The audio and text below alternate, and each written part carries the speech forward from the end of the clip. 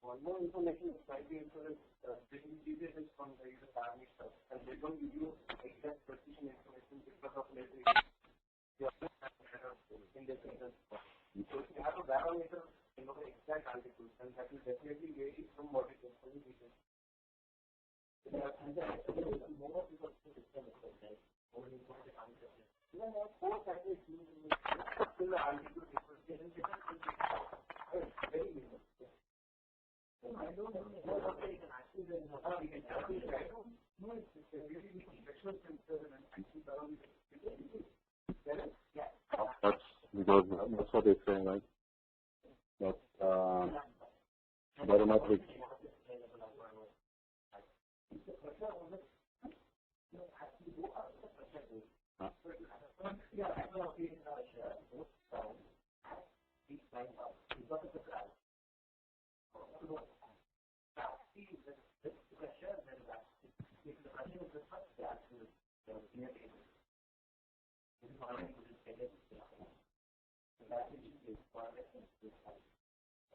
So as you basically move forward, the GPS will actually lock 3 things. It will lock your latitude, your longitude, your altitude, so you can generate these altitude plots.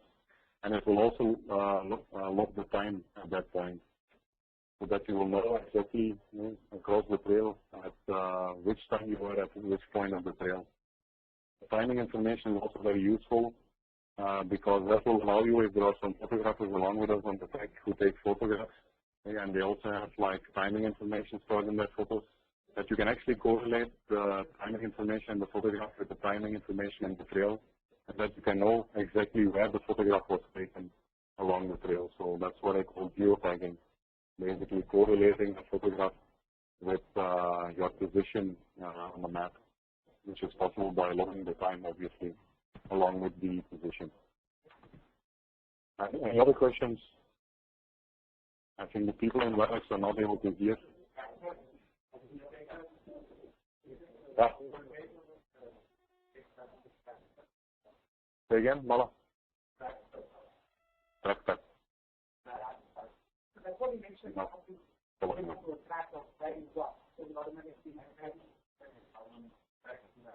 Tracking back. Oh, okay. So let's take that offline, Mala. So let's take that offline. I'll answer your question later. Okay, maybe let's proceed, because then at least we'll have a good recording here, and the questions I think you ask, I mean, not difficult to record, maybe we can take it off the recording then. So, I mean, basically when you record this data, you can download this trails on your PC, you can download it, you can show it in Google Maps, you can download it on the GPSs. So the universal format which is used for these GPS trails is called GPX files. It's basically like some XML format where they will be basically be storing these things. So you can easily see I think one WP, this is called a waypoint. This will be a single point which is tracked.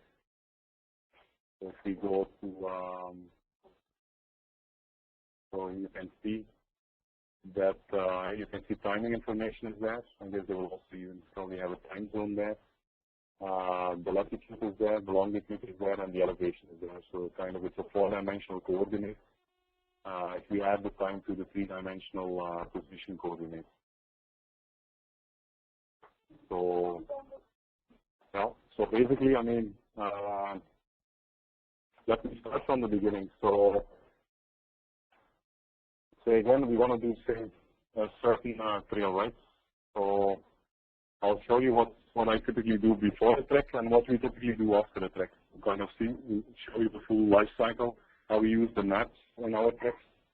So say, for example, we want to do a small trek to Venkateswara, as I promised, we'll do a small recreational Dead or Alive 3 trek, which we did 3 weeks ago.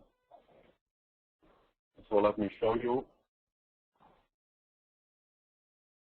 I got a little bit of delay here, probably because of the recording.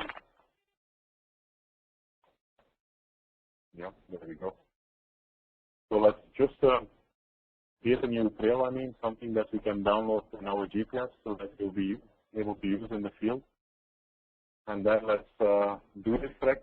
Let's take the trail from the GPS and let's visualize the trail then on a Google map. So that will kind of show you the whole life cycle. As I mentioned in the email, our Dead or Alive trek started somewhere near Orampadu, which is a little bit north of Tirupati. Tirupati is here. This is the whole Venkateswara National Reserve Forest. So here we have Orampadu. So if I zoomed in, so we have done quite a few treks here in North Venkateswara. So this time I wanted to try something new, and I decided basically to follow a new stream. Basically, I wanted to do a trek through this valley, right? So again, I mean, if you want to go to this valley, if you just take your GPS that you buy in the US or buy locally, if you go to this area, you'll simply get a blank screen. So completely useless. You don't know where to go. So basically, you need to kind of create your own so-called maps where you indicate points of interest, trails that you can follow. So the first thing that I wanted to confirm is whether this is indeed like a major stream, because it's like not that long at first sight. For example, like this stream, this is like pretty big. If you look at this one, this is like a very deep cut in the hills. So here you definitely have like a major valley and stream. This was like a little bit less obvious that there is a major stream. But so as Harry was saying here, it's always good to once in a while to switch to the satellite view, so you can kind of get a pictorial view. In case of satellite view, you really need to zoom in a little bit more. So voila. So if you zoom at a certain level on the satellite view, you can clearly see that there's some serious stream exiting the hills here. So what I typically start doing is then I create my own maps. So I go to my maps in Google Maps, and I create a new map which will be used for this trek. So let's just do it, try to finish this off in around 15 minutes, so let's do it a bit quickly. So say this is Dead or Alive 3, so a totally new trail. We save this, and we'll start adding some information that will be useful for us. The one key point that is always, I mean, as a good reference point is you can put a marker here where basically the rivers exit the hills, right? Because that is basically where you have to enter the river. So here you can also see that this is like the highway that you will be following. So you can also indicate, I mean, some major landmarks like villages here. So this is like our Orampadu.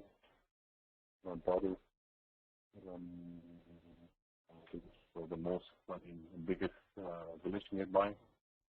So this is located on the highway. So one important thing in every trek will be, hey, how do we reach from the highway, basically reach as close as possible to the mountains. So again, I switch to terrain view, and you can see that the mountains really start actually a little bit further. Here you saw a lot of green, so it's kind of the jungle starts, but the real mountains only start here. So here is actually where you can say the river starts flowing out of the hills. So here we can put another marker stream. So first thing that you typically want to do is you want to kind of zoom in a little bit more deeper on satellite view and kind of find an access road from the highway to the place where you want to start trekking. Yeah, so basically what you do then is you zoom in deep enough until you start seeing the roads basically on the map. At this zoom level, you can kind of clearly see, here you can clearly see that there's some communities or village nearby. So this is kind of the last village that we can probably reach by road. And